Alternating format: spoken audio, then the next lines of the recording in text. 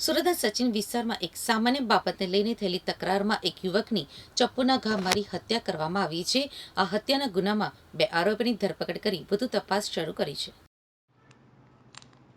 સુરતના સચિન વિસ્તારમાં ખૂની ખેલ ખેલાયો હતો, જેમાં વિપિનસિંહ કુમાર નામના યુવકની હત્યા કરી દેવામાં આવી હતી. પ્રાપ્ત માહિતી અનુસાર વિપિનસિંહ કુમારને મોબાઈલ ફોનને લઈને કોઈ અજાણ્યા શખ્સ સાથે માથાકૂટ થઈ હતી. આ માથાકૂટ એટલી હદે વધી ગઈ કે આરોપીએ વિપિનસિંહ ઉપર ચપ્પુ વડે હુમલો કર્યો હતો. ગંભીર રીતે ઘાયલ થયેલા વિપિનસિંહને તાત્કાલિક સારવાર માટે હોસ્પિટલ ખસેડવામાં આવ્યો હતો, જ્યાં સારવાર દરમિયાન તેનું મોત નીપજ્યું હતું. આ ઘટના બાદ સુરત શહેરમાં કાયદો અને વ્યવસ્થાની સ્થિતિ અંગે સવાલો ઉઠી રહ્યા છે.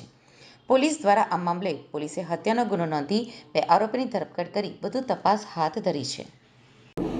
આ ગુનાની ટૂંક વિગત એવી છે કે આ ગુનામાં જેનું મર્ડર થયેલું છે, એટલે કે ભોગ બનનાર નામે વિપિન ઉર્ફે કાળુ મદનસિંહ, એની પત્ની સાથે સચિન વિસ્તારમાં રહેતો હતો. ગઈકાલ તારીખ 10/8/2025ના રોજ આ ભોગ બનનાર અને એના મિત્ર અમનસિંહ એ સચિન 4 રસ્તા આગળ ઉભેલા હતા. તો આ બંને જણ ત્યાં ઉભેલા હતા. તો આરોપીઓ ટોટલ 6 આરોપીઓ ફરિયાદ મુજબ છે. આ 6 આરોપીઓએ એક સંપ થઈ અને આરોપીઓ એક એક્ટિવા અને રિક્ષામાં આવેલા હતા. અને આ જે ભોગ બનનાર અને એના મિત્ર એમને ત્યાં મૂઢમાર માર્યો અને જેથી આ ભોગ બનનાર અને એનો મિત્ર અમનસિંહ નવસારી તરફના રોડ ઉપર ત્યાં ભાગ્યા. એમનો પીછો કરી અને ફરીથી આ જે ભોગ બનનાર જેનું મર્ડર થયેલું છે ત્યાં આગળ સૌરાષ્ટ્ર લીવા પાટીદાર સમાજની વાડી આવે છે, ત્યાંથી દિવાલ કૂદી અને એ વાડીમાં ગયો.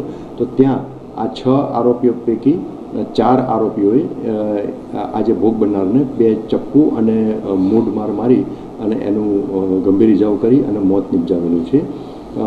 ગુનાની જે ફરિયાદ જોતા આ ફરિયાદમાં ટોટલ 3 આરોપીના ટૂંકા નામ અને 3 આરોપીના નામ જણાવેલ નથી. એટલે ટોટલ ફરિયાદ જ્યારે દાખલ થઈ એ વખતે 6 આરોપી દર્શાવેલ હતા. આ જે 3 ટૂંકા નામ જે હતા એ 3 ટૂંકા નામ બાબતે પોલીસે તપાસ હાથ ધરી. તો એમાંથી 3ના નામ ક્લિયર થઈ ગયા અને એના સિવાયના જે 3 જે નામ નહોતા ક્લિયર એમાંથી પણ બધાના નામ ક્લિયર થઈ ગયા છે. અને આ ટોટલ 6 આરોપીઓ પૈકી 2 આરોપી મેજર છે એ, અને 1 આરોપી કાયદાના સંઘર્ષમાં એક આરોપી કે જેનું નામ FIRમાં નહોતું એનું નામ પણ ક્લિયર થઈ ગયું છે. પોલીસ તપાસ દરમિયાન 2 આરોપી અને 1 કાયદાના સંઘર્ષમાં આવેલ કિશોર એમના નામ ક્લિયર થઈ જતા આ 3 વિરુદ્ધમાં કાયદેસરની કાર્યવાહી હાથ ધરેલ છે. જે હાલમાં જે 2 આરોપીઓની જે ધરપકડ કરેલી છે પોલીસે, એમાં એક આમિર આલમ સૈયદ અને બીજા અજમત ઉલ્લા ઉર્ફે અયામ એહસાન શેખ, આ બંને આરોપીઓની ધરપકડ કરેલી છે. એના સિવાય એક અન્ય કાયદાના સંઘર્ષમાં આવેલ કિશોરનું પણ આમાં નામ ક્લિયર થયેલું છે. એને પણ પોલીસે તાબા હેઠળ લઈ અને એના વિરુદ્ધમાં પણ કાયદેસર કાર્યવાહી હાથ ધરેલી છે. આના સિવાય